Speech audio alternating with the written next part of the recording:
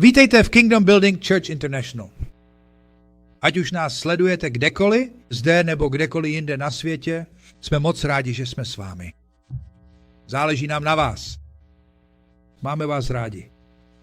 Ale co je důležitější, Ježíš vás miluje. Víte, v tomto světě je těžké obstát. Je to náročné. Jsou tu problémy. Ale Ježíš nám dal odpověď. A řekl, abychom vše, co děláme slovem i skutkem, činili ve jménu Ježíše. Máme tedy právo používat jméno Ježíš. Takže každé slovo, každý čin chceme konat ve jménu Ježíše. A Ježíš tu pro nás bude v práci, bude se starat o naše rodiny a zaopatřovat nás. Chceme to všechno dělat ve jménu Ježíše. Takže jak dnes budeme pokračovat v této bohoslužbě, mějme na paměti, že Bůh už nám dal sílu a moc přemoci živly tohoto světa.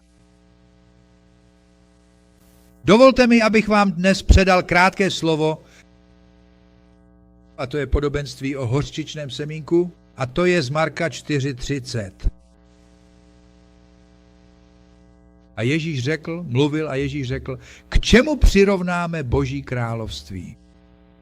Jak ho mohu popsat? Jaké podobenství mohu použít k popisu Božího království? Jaký příběh mám použít k jeho znázornění? Pak pokračuje a říká, je jako drobné hořčičné semínko.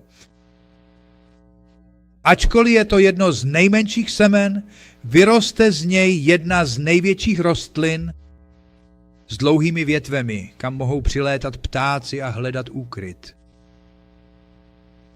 Takže Ježíš uváděl příklad. A když jsem tam byl, víte, hořčičné semínko je velmi malé, ale hořčice je jako keř a roste divoce. Je úplně všude. Je úplně všude. A pamatuji si, jak jsem tam ten keř viděl. A šli k němu a utrhli z té rostliny takové malé lusky. A uvnitř jsou tato semínka, jsou tak malá, že je sotva uvidíte. A když jsou suchá, prostě se jen tak rozfouknou. Ale z těchto malých semínek, vyrůstají tyto rostliny, které jsou všude. Rostou jako plevel. Ale to, co nás Ježíš učí, je trocha víry, trocha slova, trocha rozjímání. Chvíle, kdy se na chvíli zastavíme a zamyslíme se nad tím, co pro nás znamená. Trocha důvěry v něj a vyroste z toho velká rostlina. Takže maličké semínko roste, když se zaměříme na Ježíše. Takže to, co se nás dnes Ježíš snaží naučit, je nesoustřeďte se na to, kolik máte víry nebo kolik máte pochybností. Soustřeďte se na něj. A ten kousek poroste. Bude růst. Ovládne to náš život. A můžeme vědět, že můžeme kráčet s Ježíšem. Můžeme kráčet s Ježíšem. Haleluja. Děkuji ti, Ježíši. Děkuji ti, Ježíši. Používal tedy mnoho takových příběhů a přirovnání, aby lidi naučil tolik, kolik byli schopni pochopit. Když se tedy podíváme na Ježíšův život, vidíme tolik způsobů, tolik příkladů jeho moci, jeho dobroty, jeho moci konat zázraky. Víte, viděli jsme Ježíše kráčet po vodě a on zavolal Petra. Nikdo jiný nikdy po vodě nekráčel. Ale s Ježíšem je opravdu všechno možné, to je jisté.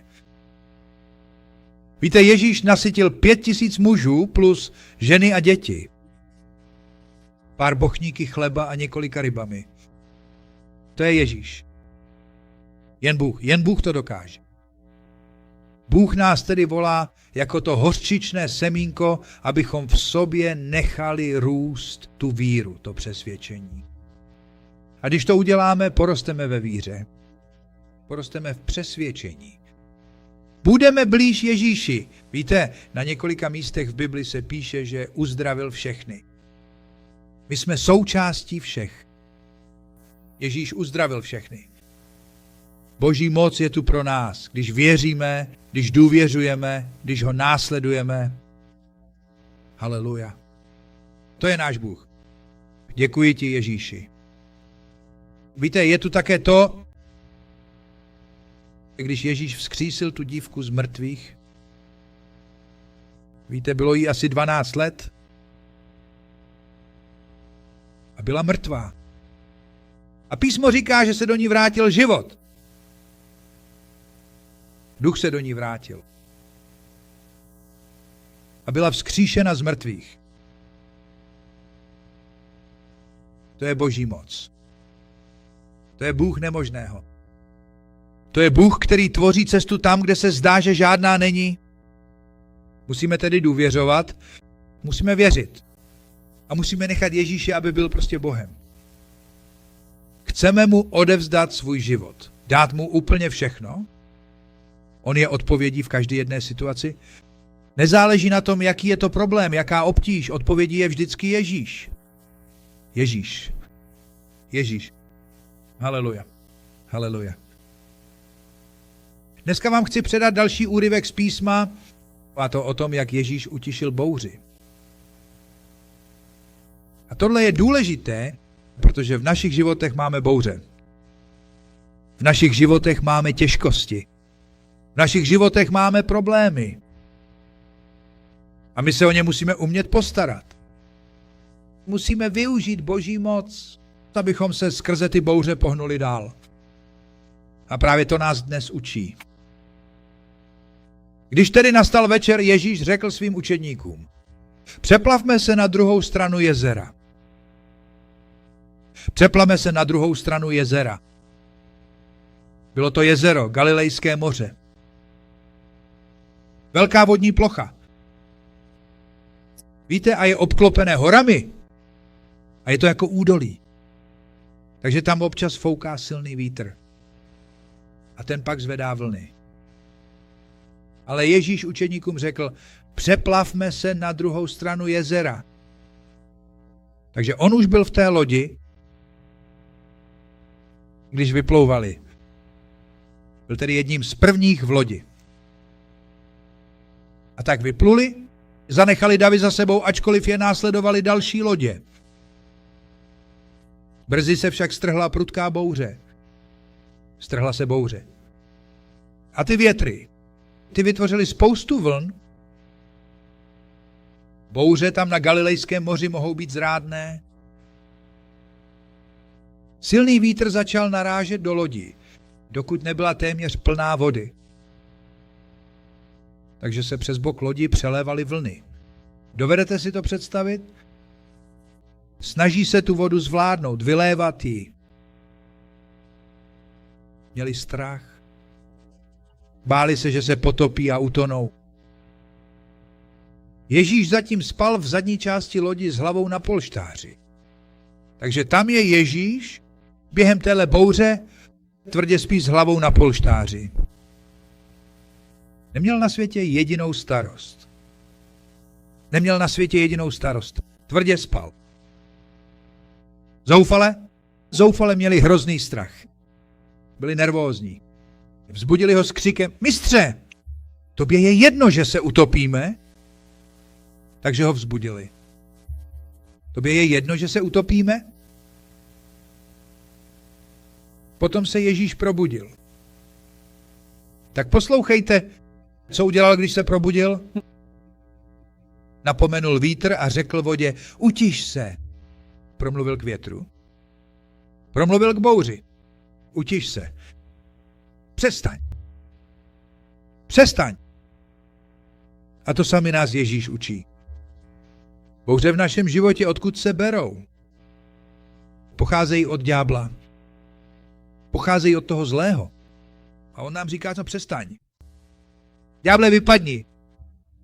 Jdi pryč od mého domu, mého auta, mého kola, mé dopravy, mých členů rodiny, mých financí.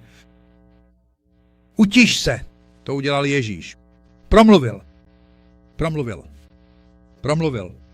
Víte, právě jsme prošli písmo, kde Ježíš mluví slovem i skutkem.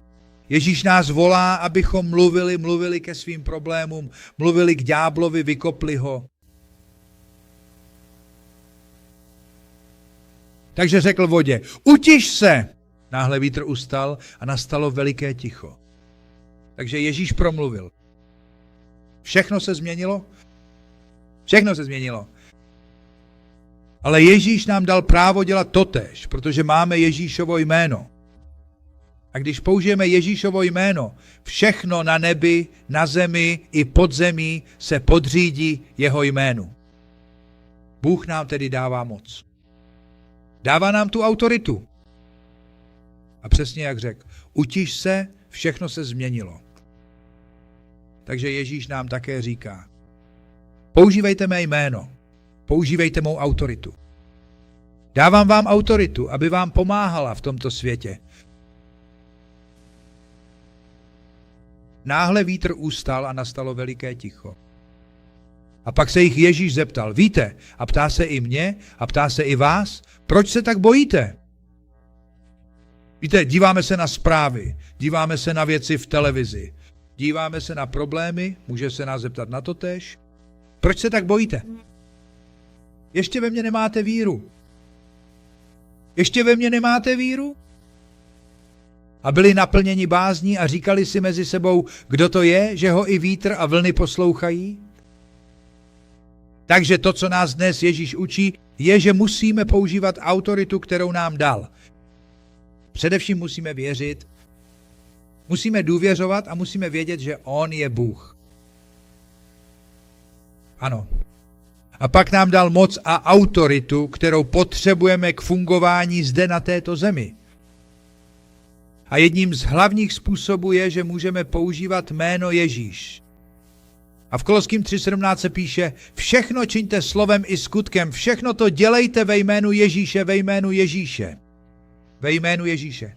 Jo, za to můžete zatleskat, to je v pořádku. Dobře, to je dobré, to je náš Bůh. Haleluja. Děkuji ti Ježíši. Děkuji ti Ježíši. Děkuji ti Ježíši. Pojďme se tedy modlit. Nebeský Otče, děkujeme ti, že nám žehnáš, chráníš nás, vedeš nás a jsi tu s námi. Děkujeme ti, že jsi nám dal právo používat jméno Ježíš. Děkujeme ti, Bože, za všechno, co děláš. Děkujeme ti za požehnání, vedení a ochranu. Víme, že jsi Bohem nemožného. Jsi Bůh, který tvoří cestu tam, kde se zdá, že žádná není. Ty narovnáváš křivolaké cesty. Když se dnes scházíme, všechny problémy v našem životě, potíže, bouře, ty bouře, to všechno ti odevzdáváme a promlouváme k ďáblu. Vyháníme ďábla ven. Ďáble, klid se ode mě. Běž pryč od mých financí. Běž pryč od mé rodiny. Jsem Boží dítě. Jsem vykoupen. Jsem světlo světa. Haleluja. Haleluja.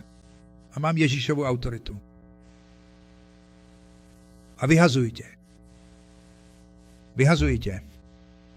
A projdu touto bouří. S Boží mocí, s Boží milostí. Haleluja. Děkuji tě, Ježíše. Takže jak jdeme dál, vložme svou víru a důvěru v Ježíše. On je Bohem nemožného. On je Bůh, který tvoří cestu tam, kde se zdá, že žádná není. Takže v něj doufáme a děkujeme mu. Děkujeme mu. Modlíme se ve jménu Ježíš. Amen.